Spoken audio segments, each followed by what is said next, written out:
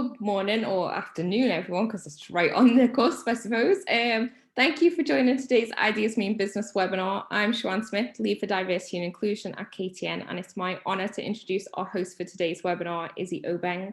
As Managing Director of Foundervine, Izzy provides founders with access to training, mentoring and funding opportunities.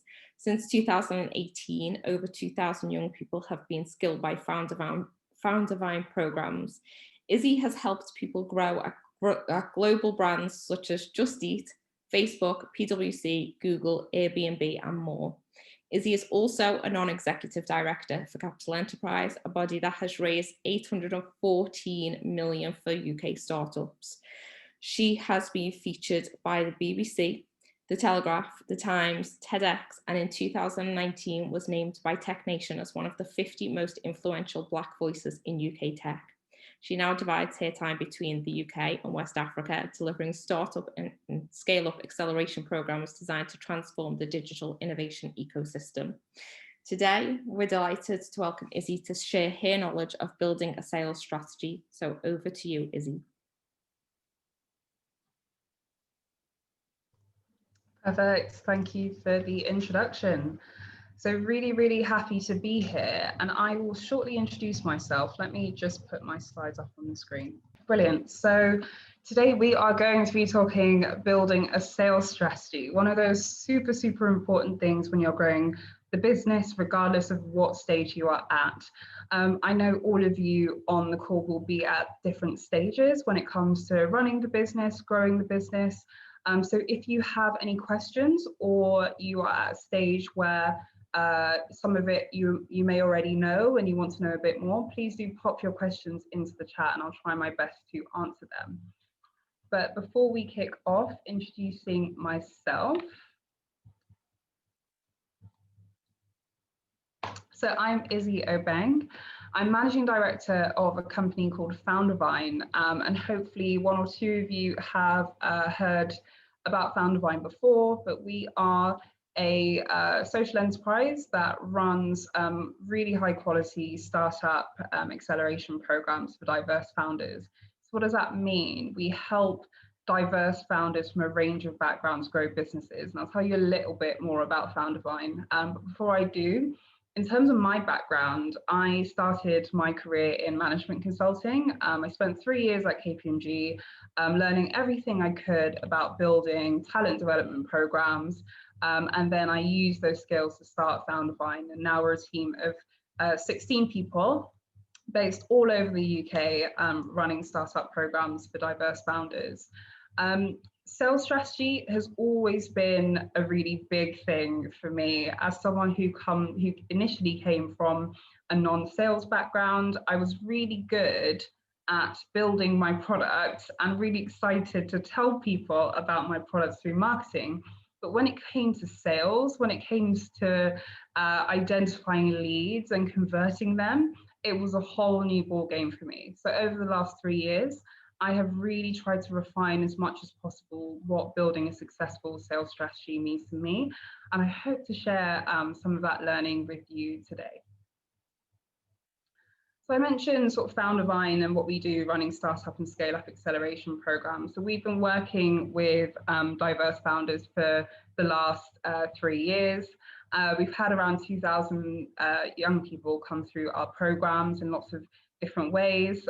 We run conferences, we run events, but our biggest programs are idea generation events and accelerator programs. Most recently, we launched a 3-month accelerator program with Barclays Bank, all designed to help founders from minority communities scale their businesses. So I like to think I've seen enough businesses I've seen quite a few businesses, I should say, come through our programs, and I've seen what works and what doesn't, and I've seen some companies do it extremely well and build up a really solid and segmented customer base that they can sell, a range of products to. So that's what Foundervine does, what we are. And in today's session, we are going to be focusing on a few really key elements of building a sales strategy. The first thing that I want us to do is have a think about what those bigger kind of career outcomes we are seeking are. So when I say that, I think that as an entrepreneur, there are things that you are looking for in terms of growing your business, in terms of selling to customers and reaching as many people as possible, that you really need to define before we kind of go into the nitty gritty of the different elements that it comes to when building sales. And I think that when we are starting businesses, we tend to be so narrowly focused on just doing one thing in front of us at the same time that we often don't get the opportunity to step back and say to ourselves, what is our 5-year vision? Who are our dream clients? Who do we really, really want to work with? And what do we want to sell them? What does the bigger picture look like? And then we can start working back from there and building really solid goals that help us achieve those really big, hairy dreams that we have for the business. So sort of linked to that, we'll then go through the process of identifying what those goals look like. We'll get into the marketing and sales cycle, marketing and sales being very interlinked, but quite different in terms of how you handle them. And then we will go into structuring the sales function in the right way. And it'd be great to hear from you guys on the call at the moment, the different structures that you might have. Some of you will be one-man bands doing everything, or one-woman bands, or some of you will have a larger team in which you kind of define roles and responsibilities a lot more clearly. So regardless of the stage you're at, there will be numerous kind of challenges and things to work out regarding how you structure your sales function, which we can talk through. So hopefully that is super clear so far. And if I'm looking over here, I'm looking at my slides. So hopefully that's not too distracting. Okay. So let's kick off with the types of businesses that we have in the room at the moment. I'd love if you could share just in the chat, just a brief summary of the business you run and whether you would describe it as B2B, B2C, C2C, B2B2C, however you describe it, just so I have a sense of who you are at the moment and what you do. Brilliant, that's coming through. Hannah, do you want to share what kind of business it is as well? Brilliant. So we've got Darren on the line. Engineering consultancy, it's B2B. Fantastic. Anyone else? Okay, packaging, innovation startup, B2B. Tailoring company, I'm guessing that is B2C, Dominic. We've got B2B2C model. Handmade leather goods, B2C. Okay, so a real range of businesses we have on this. And from so Hannah, it's a student-focused platform that supports first time renters and offers a better service than typical letting agents at a competitive price point. Brilliant, giving me that customer value proposition in the description as well. Love it. Brilliant. Fashion wear, women's company, B2C, developing a productivity platform for engineers, B2B. Brilliant. So a real range of businesses, and it's so great to see it. And we only have an hour for this session, so that distinction between B2B businesses and B2C businesses and marketplaces and all these different things, we don't necessarily have as much time to go through, but the way you will approach engaging if you are a B2B company or a B2C company will be completely different. So when we are running a B2C company, we are very much dealing with people who are making a combination of logical and emotional decisions, and you'll typically be engaging with people on a kind of one-to-one basis. However, when we work in a B2B environment, we are dealing with multiple stakeholders, and all of those need to be managed differently, and you'll be dealing with stakeholders at different levels. You'll have different ways of engaging them, and it's not more complex than the other, just quite different. So very much kind of bear that in mind as you are listening. And if there are kind of specific questions you have about how something I've said relates to the specific model that you have, please feel free to share in the chat. So as I said, when it comes to sort of starting out, before we think about what the sales goals that we want to achieve are, it's very important to kind of take that step back and really look at what the outcomes we're seeking are. who is it that we want to work with long term? Who is that dream client? You know, who do we want to buy us one day? When we start thinking like that, it really kind of expands the vision that we set for ourselves and allows us to build that combination of, they call them big, hairy, audacious goals, aspirational goals, as well as the more kind of realistic, specific goals that you need in order to move forward. So what I'd like to ask you to do, again, in the chat, is just share a sentence about where you see your business in the next 5 years. Feel free to be as specific as you can on that, and doesn't have to be incredibly long, but just take that time to briefly mention, if 5 years, if you had to sort of cast your mind ahead, what types of customers would you be looking for? What kind of revenue are you generating? Feel free to answer that question however you want, but it'd be good to get a sense of how we're all thinking ambition-wise in the room today.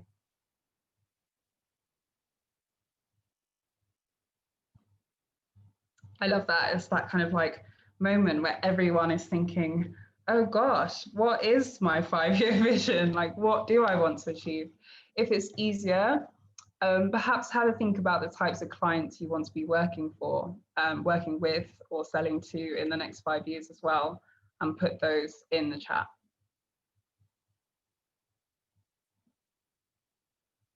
Okay, so we've got £1 million turnover per year by 5 years. Awesome. We've got providing student marketing services to top companies in the built environment, such as Mace, CBRE, Savills, ISG on a retained basis. Love these, yes.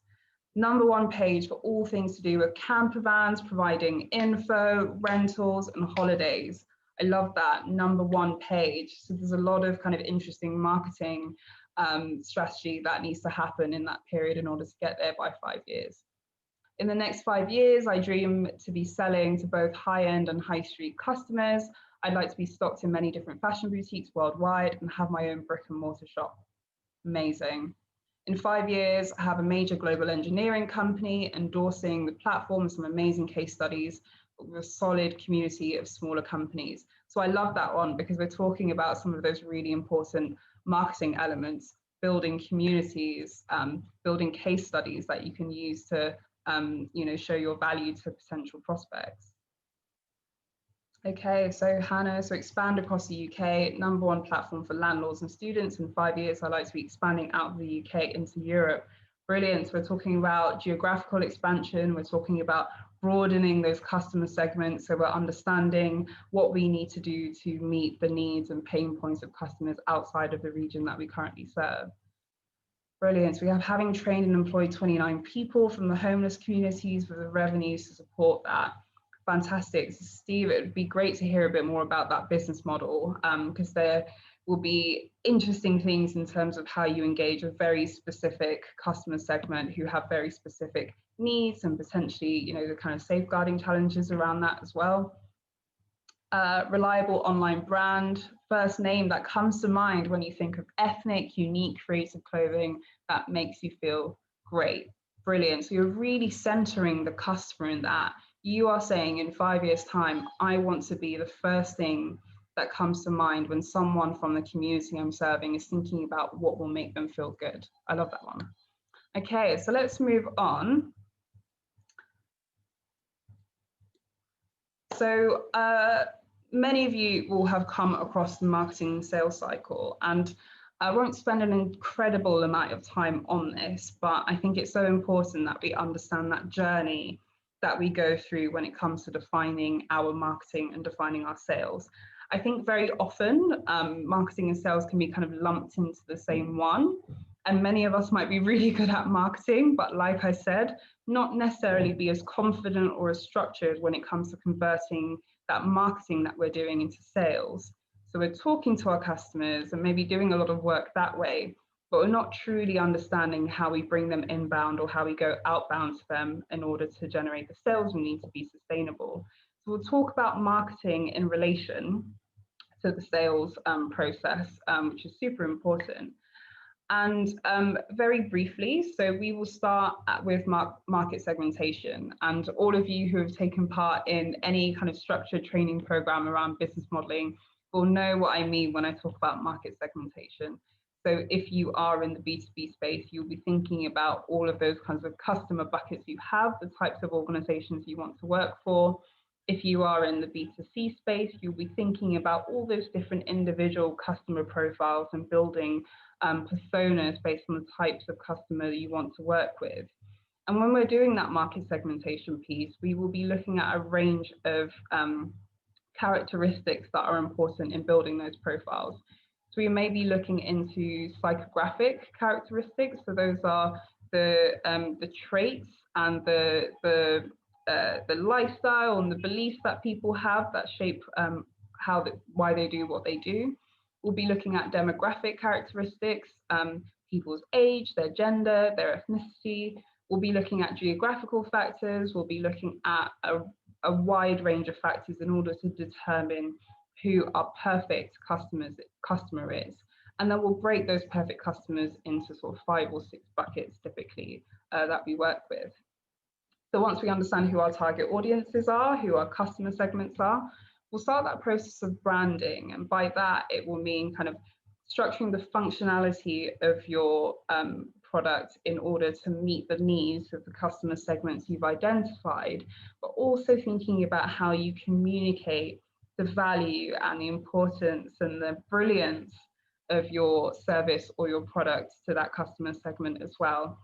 And branding, it'd be great to hear some of your experience with it, but as a business owner myself and having supported a lot of business owners with this process, it is a very kind of long, continuous journey to get it right. And it's so important that you are involving your potential customers as much as possible in defining that brand. And we'll talk a little bit about a case study very shortly in terms of branding. But yes, that second stage is branding. And then we talk product service development. Many of you will be in the process of either building that minimum viable product, or you already have a product on the market and you are constantly iterating and responding to customer feedback in order to build it. And then number 4, we have reach. So building awareness of your amazing products that you've built and reaching as many people as possible with it. And then we hit where marketing intersects with sales. So you've done all of that amazing work to get to the point where you understand your audience, you've got a great brand, you've got a series of products that you're offering, you've built awareness, and you've done all of that marketing in order to kind of really make people aware of what you're offering. And now we need to start converting that awareness into sales. So we move into the dark blue part of this sales cycle where we start with turning our kind of awareness into warm leads. Then we turn our warm leads into prospects, and then we convert those prospects into sales. And we will walk through that shortly. But hopefully that's super clear at the moment. I didn't talk customer segmentation, but very briefly, once you have your customers and they've converted, you will then try and understand the makeup of your different customers and segment them as you did in the beginning with your market. So hopefully that's super clear in terms of the marketing and sales cycle at a high level. So as I said, we have been focusing on marketing, which is a very, very important part of it, but only half of the challenge when it comes to kind of growing out and generating sort of value for your customers. So meet Brian, Joe, and Nathan, the founders of a sort of well-known company, maybe like one or two of you might have heard of it, Airbnb. Airbnb is a really interesting case study in terms of sales strategy and marketing, because their brand story is very well documented, and they've typically been very open in terms of communicating and documenting that journey. So it's often referenced when it comes to kind of building business models generally, very clean, easy to understand business model, and also kind of easy to understand sort of marketing and sales story as well. So going back to this, we'll walk through how this works in relation to Airbnb. And I know it's a bit different from being able to see you and talk to you, but it'd be great to kind of get your feedback as well in terms of how you think Airbnb works from these different areas that we've just gone through. So when it comes to market segmentation, what would you say are the sort of key the key types of people or key types of business that engage with Airbnb. Feel free to put it in the chat. Who is it that you think would buy their products, use their services in the market at the moment? Just shoot them in the chat. Okay, travel enthusiasts, landlords, short-term lets, yeah. So short-term, so companies that do short-term rentals, yeah. Tourists after city breaks, intern stays, yeah. Brilliant. So you've kind of given me a sense of who the types of people are that use the platform. You've got both individual kind of personal travelers as well as companies, so restaurants and tourist activities, short-term let, so organizations who also use the platform in order to generate business. And in that, there will be vast differences in terms of the profiles of these companies.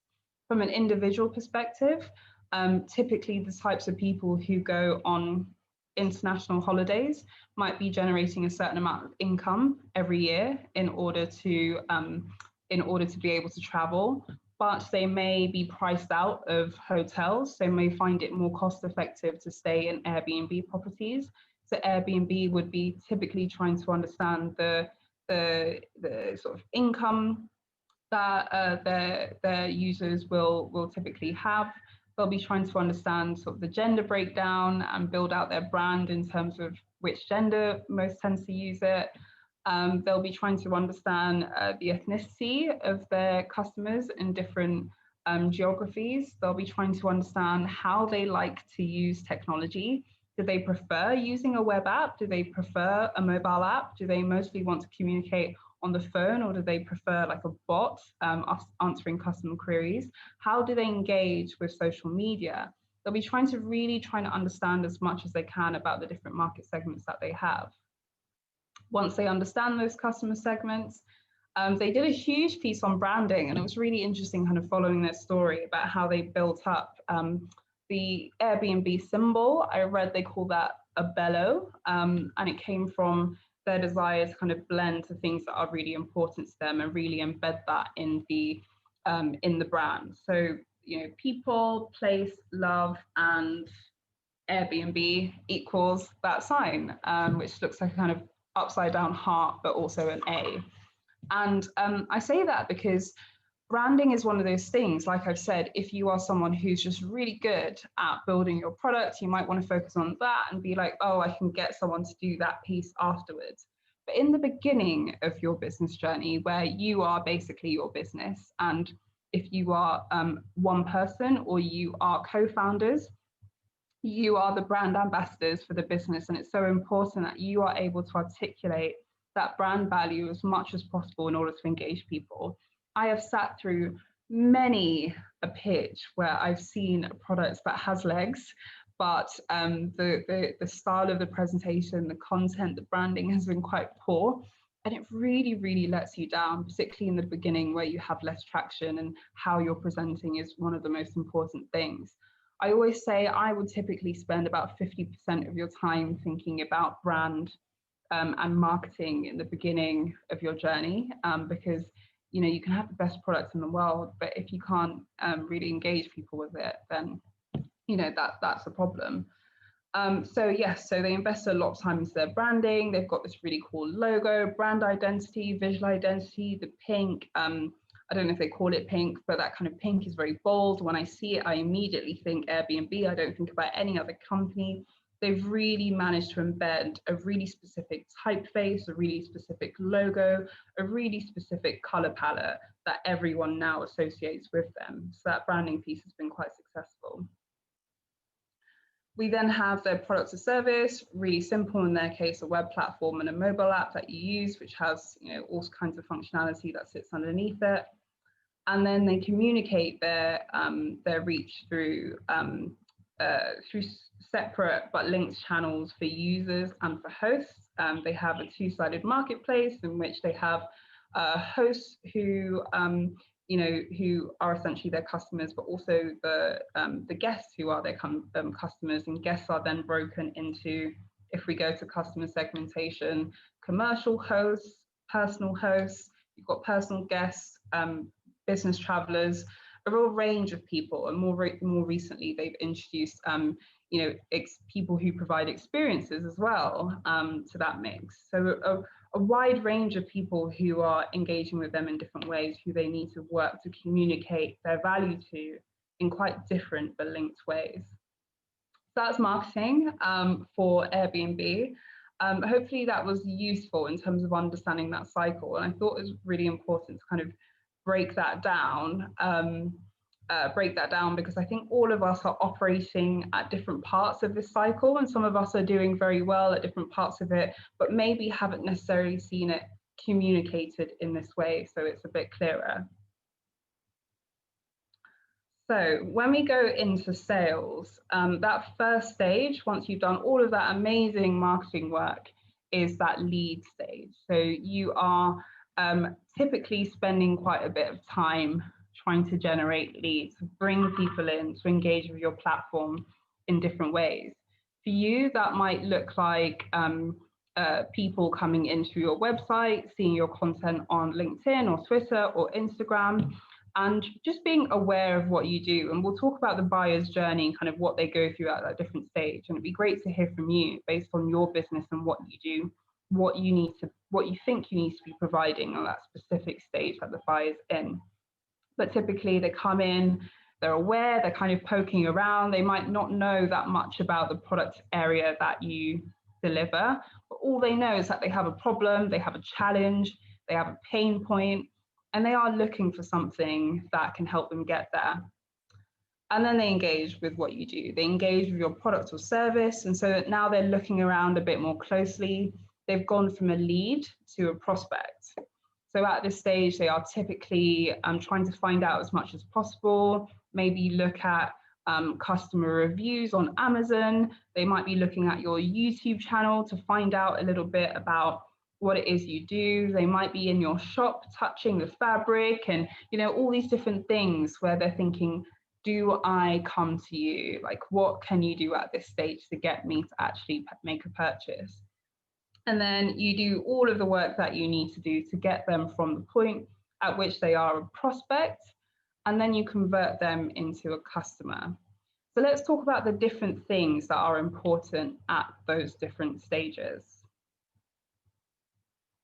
So at that lead stage, when it comes to building awareness, before I unveil my thoughts on that thing, based on the businesses that you said, and I know we've got such a wide range of businesses on the call at the moment, from fashion to we've got internet-based businesses, we've got engineering companies, we've got travel-based businesses. At that awareness stage, share with us a little bit about what you are doing at the moment to build awareness for your product or service in your market.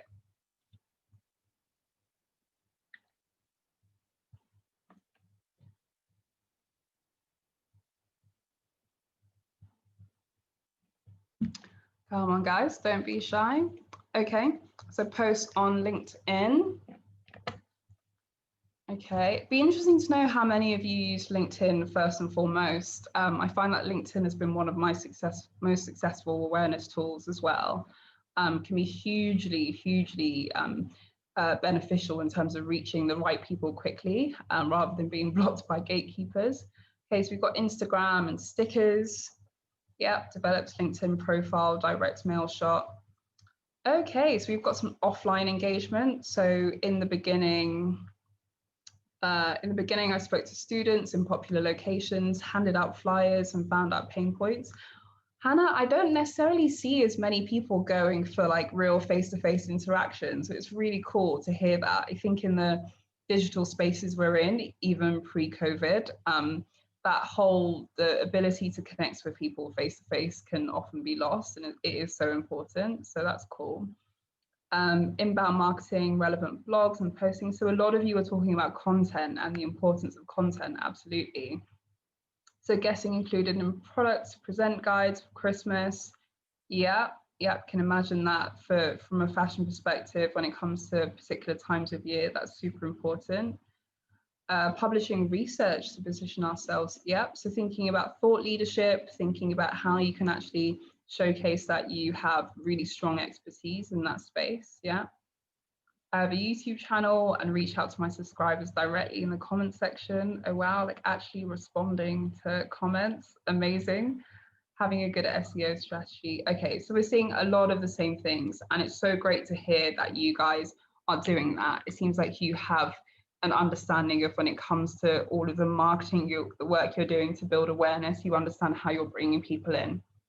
And LinkedIn has come up over and over again. I get very sad when people tell me that they don't have LinkedIn profiles when they are running businesses. I invest a lot of time in LinkedIn. I'd be more than happy to connect with any of you. If you want to connect, it'd be great to stay in touch and see what you're doing with the business. But I found that probably about 50 to 60% of my warm leads come in through LinkedIn. So I post very regularly and see it's very important. And linked to that is having a very strong profile. So really, spending time on building that bio, spending time talking about the business as much as possible, making it as easy as possible for people to contact you if they see something and they are interested. Okay, so as we said, so focusing on the problems and the pain points, industry specific content, so that thought leadership we were talking about, social media, we've talked about that, and press as well. And what I have here is building that personal brand as a founder. And I always stress how important this is. So all of you will be in different sectors, different markets where you are engaging with your customers in different ways. But in the beginning of your journey, where you are the business until you can kind of grow it out further and it has that separate identity from you, some of us are a bit more comfortable than others in terms of building our personal brand. And I think that people tend to think when you say personal brand, that you mean you're going to be like an influencer, you're going to be on LinkedIn all the time, like talking about how amazing you are. And those posts are fine, but that for me, that's not personal brand. Personal brand is that thing that people say about you when you're not in the room. And the same applies whether you are selling dresses in a fashion business or whether you are selling steel as part of a construction business. You need to be able to create a strong impression as an individual on the people that you are selling to so they can build that strong sense of credibility. So think about how you can boost your individual profile in your industry as well as the profile of the business in order to generate leads, because you'll be surprised at the impact it has. People, especially B2C, people make quite emotional decisions. You know, I see that person doing this amazing thing, I'm going to follow them. And they're a bit more likely to follow you as a business owner than follow the business. I hope that makes sense.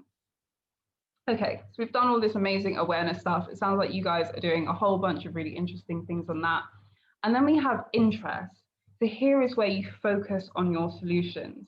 So now that you've got them and they're aware of you and they have that brand recognition when the pain point comes up, you can help them understand how to engage with you through things like webinars, through things like ebooks. One of you mentioned a YouTube channel.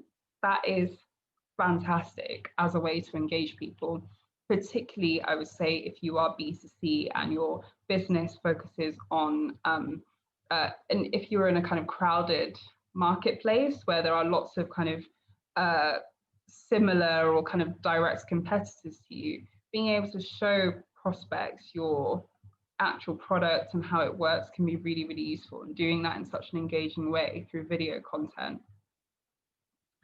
And then once you have them, they're interested, they're really interested in like the beautiful Instagram posts of your recent designs or whatever it is. Here's a consideration piece. So you show what it's like to work with you. So you've come here, you've seen what we do, you think it's quite cool. Why don't you hear from some of our customers about the amazing work that we do? Here are some reviews. Here's a free trial we can give you so you can just go around in our software and have a feel for it. And here's how we compare to other similar companies for being a bit cheeky. This is why we are actually better. This is why you can't find what we're doing elsewhere. So you'll then do that consideration piece. By then, they're hot. They're like, they get it, they get the business, they get why they need it. And now's the time, as you're sort of confirming that purchase, to validate their decision.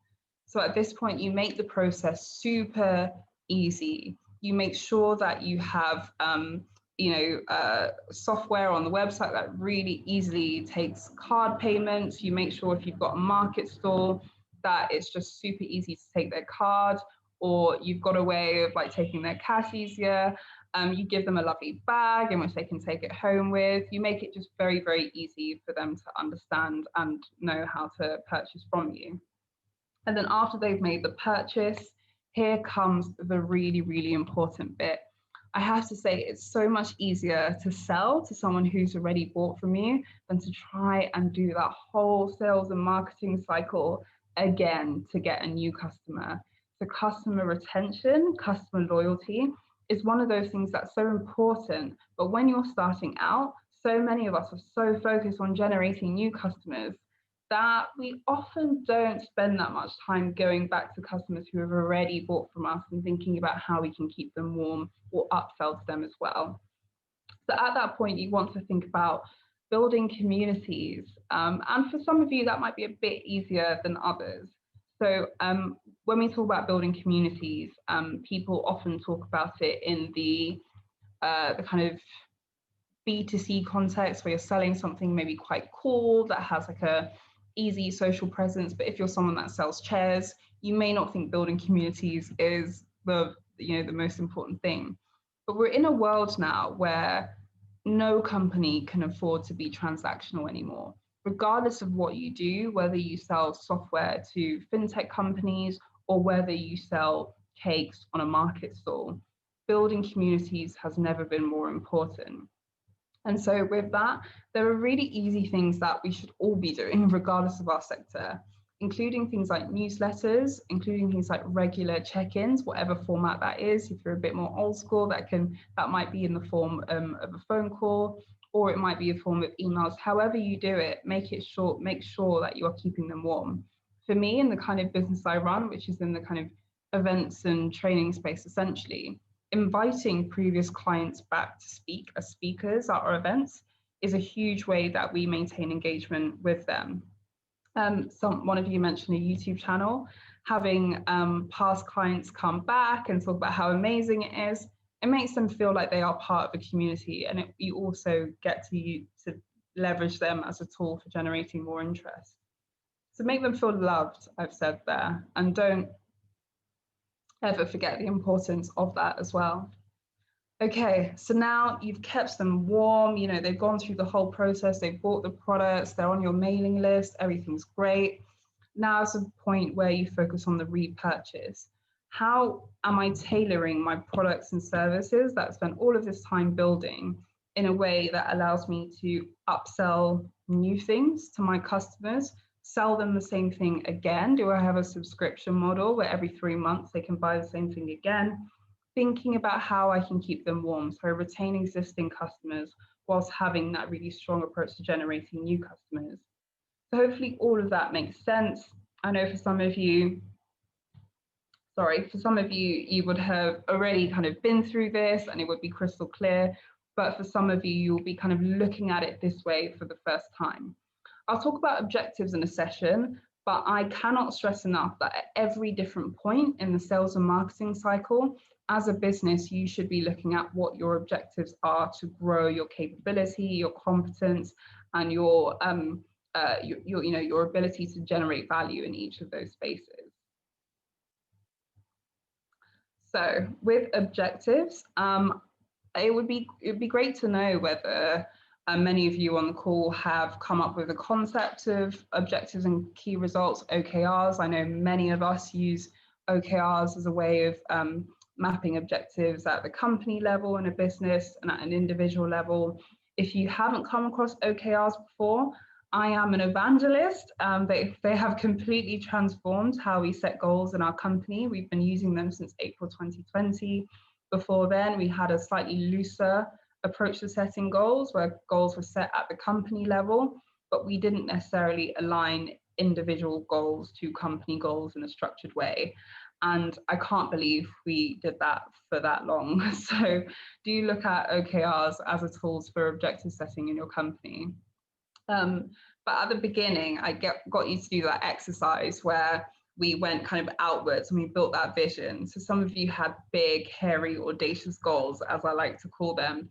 And, if that is $1 million in annual recurring revenue, whether that is being at the top of your buyer's mind when it comes to the type of products you provide in your sector, those things take a lot of investment of time, a lot of investment in capability. They require us to be better as leaders. They require us to build teams around us who can do the work. So as we transition from founder to CEO, we are taking people on that journey with us who understand those big, hairy, audacious goals and see themselves as part of them in order to achieve them. And so I've got here 2 example objectives.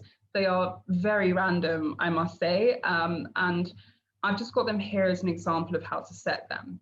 Because one thing I find a lot when it comes to founders is setting goals that aren't smart. And when it comes to SMART goals, all of you will remember from when you were in secondary school, the whole idea of SMART goals: specific, measurable, achievable, realistic, time-bound. And when we are setting objectives, they are basically dreams if they are not smart. So I'd rather a founder says to me that my objective, I'd rather them say my objective, as we have in one, is to generate £20,000 in revenue by the end of March 2021. It's specific, you've got a specific number by a specific date. It's measurable. If you haven't got to 20K at the end of that period, you can ask yourself why. It's achievable, obviously depending on how much you're already generating, but that's probably achievable. It's realistic. It's not, 5 million if you're only doing £1,000 a month at the moment. And it's time bound. It's time bound. So as your manager, as your co-founder, I can hold you accountable for it. I can say, hey, how are you getting on with achieving that? You're halfway through now. By December, you're halfway through. How's it going? What can I do to support you? And by that time, you can ask yourself some really sort of important questions about why you didn't get there. I always think that when we are setting objectives in any function in the business, we should have a combination of quite aspirational goals, aspirational objectives, I should say, and realistic ones, just like normal ones. So the aspirational one might be to generate 500K in revenue by March 2021 if you're currently doing 10, 20K. If you think that you are bringing something to the market that will allow you to grow that fast, setting that objectives gives you that ambition. It makes you think really fast about all those different things on this marketing and sales cycle that you can do in order to get 500K. However, having some more kind of slightly less ambitious ones in there means that by the end of the period in which you set your objectives, you'll have some that you haven't met, and that's okay, but you will have ones that you have met. And so I've got here is 2 examples of one: increasing the efficiency of our sales function and generating 20K in revenue by March 2021. I'm very open to feedback about whether these are smart enough. I think having these is so important when it comes to our sales function, when it comes to the business more generally. I typically think there should probably be about 4 or 5 objectives in your sales function at kind of a company level. Then as an individual, you should have a number of objectives that are linked to achieving those sales objectives. If you are a solo founder or a very small team and you're doing a whole bunch of things, what objectives allow you to do is to really narrow your focus. That thing that we all do in the beginning where there's like 100,000 things to do when you're starting the business and you don't really know where to focus. By having objectives, it says, if this is my 5-year vision and we are in year 1 of my 5-year vision, for the next 3 months, next quarter, I'm going to set these objectives and I'll know I'll get to this set of objectives in 3 months' time, and so on and so on.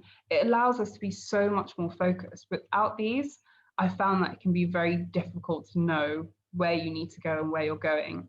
I am, if you cannot tell, obsessed with setting strong objectives. So if you ever want to talk about that, if you ever want to join my book club where we read things like Measure What Matters, let me know. I don't have a book club, by the way, but it's a great book, so do read it. But hopefully that's clear. So what we've done so far in the session is we've talked about that kind of the type of business that we're in and the nuances of operating in that business. We've talked about the visions that we have, those big, audacious visions that we have for our business. We've understood the marketing and sales cycle. So to see the journey that takes us to reaching those goals and finding those customers and converting them. And we've talked about the objectives that we need to set ourselves as a business in order to achieve things on all of those different points of the marketing and sales cycle and get there. So Hannah's just asked, what does OKR stand for? It stands for objectives and key results. So it's a tool for creating objectives that was made really famous by Google. It's a tool that they still use for setting objectives in the organization. It was initially, if I'm not mistaken, created by a guy called John Dewar. And he worked with Google in the 90s to basically help them take their big strategy, which was like to be $1 billion company. They've more than surpassed that now, and really break that down into objectives that they set in quarterly periods. And they'll have objectives in all the different parts of the business, including sales and marketing. So yeah, the book is Measure What Matters. But do look into it, because I think particularly in the beginning, as I've said, where all of you are just doing a bunch of stuff and you're all a bunch of founders and you're thinking about how the team scales, objectives will help you get there, I promise. Awesome. So the last thing, in terms of the sales function, so I've intentionally left this quite loose. And there's one quote that really guides me as a founder, and it's, if you wish to build a ship, do not divide the men into teams and send them into the forest to cut wood. Instead, teach them to long for the vast and endless sea. And that one's important to me because as I've grown from one person to 6 people to 16 people, by no means are we, like a large organization. We're still small, but we are growing quite fast.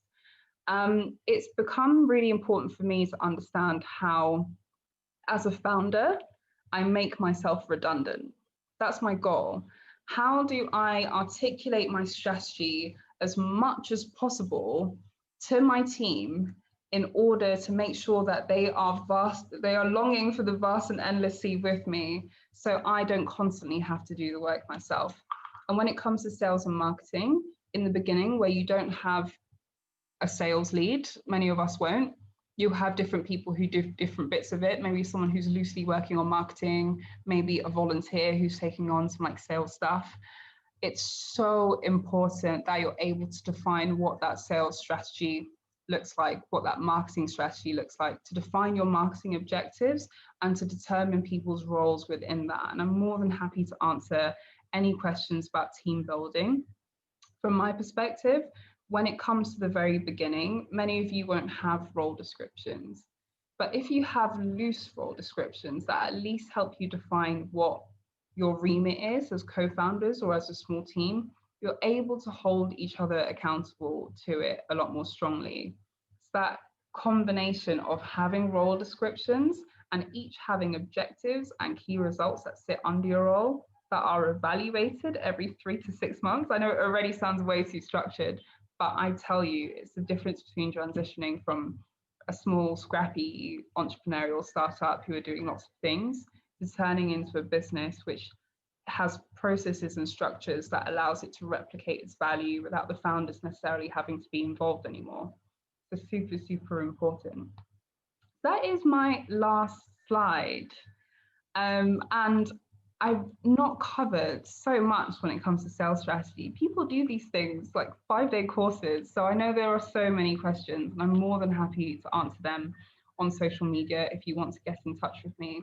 But for now, I can see you back, Sharon. If anyone has any questions, I'm more than happy to answer. So there's a couple of questions. I'm going to start off with a clarification question. One person asked, is in the Airbnb example, does CVP stand for customer value proposition? 100% correct. I've stopped speaking acronyms, but yeah, CVP is customer value proposition. Okay, perfect. And then Karen has also asked, for a service-based business, how can you make the process easy in the purchase part?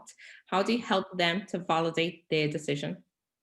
Yeah, as a Karen, service-based business is quite broad, but let's take it that you are running a consultancy and you are, I don't know, selling brand consultancy to clients, let's say. You may find that the process for making a purchase can be made easy by one, having a dedicated client administrator who works with that client from end to end. As a founder, you're super busy, and sometimes it can take long to respond to emails. It can take long to go from, okay, I'm kind of interested in buying this. Can you send me a proposal? Negotiate the proposal terms, and then get an invoice, etc., etc. And having someone who's actually dedicated on that process makes a huge difference on that. You may also want to consider having a strong CRM software, so you can take them through that process a lot quicker. Having platforms that allow you to, I use Streak, for example, that tells me that I haven't responded in 5 days. It tells me that I haven't raised the PO. It tells me I haven't sent the invoice. Things like that kind of allow you to be a lot more efficient. So thinking about how you can use software, how you can use people more effectively in order to lessen the time from customer making a decision about purchasing right through to invoicing and starting the contract. I hope that helps. Brilliant, thanks, Izzy. I'm just going to answer one question really quickly. So yes, the slide deck and the recording will be made available afterwards. It will be emailed out to all delegates. Another question for you though, Izzy. Sean wants to know, what will be the critical hire to get if you need some help and to make the most difference and impact? Good question, Sean. So very quickly, so I always kind of break it down into your superstars and your rock stars. If any of you have read Kim Scott's Radical Candor, you know what I mean. I think that so when you're starting out and you're asking people for support, you'll be going for either superstars or rock stars. Your rock stars are the people in your network or friends who might be able to just help with stuff.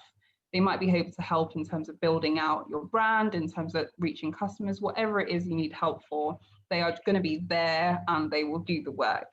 Your superstars are those people who have really, really strong subject matter expertise in the area and who are ambitious enough to even want to join you on that journey. That might be as a non-exec director, an advisor, a co-founder, whatever it is, especially when you're not really able to give them money. Superstars and understanding what incentivizes them becomes really important. So in that space, you would be looking to make a critical hire that can support you at the strategic level and help you really guide that direction of the business and help you articulate that vision. But you also want to be making critical hires who can just get the work done. Those people are super important in the beginning as well. Thanks, Izzy. Anna would like to know, at what point do you think it's worth spending on bringing a full-time salesperson on board to focus full-time on growing your inventory? So again, how long is a piece of string? It really depends on the business model. It depends on the stage of growth the business is at. It depends on what your ambitions are. Sometimes we spend less time focusing on generating sales in order to build out the operational capacity of the business. And other times we are just thinking about, really driving it forward, 10x growth.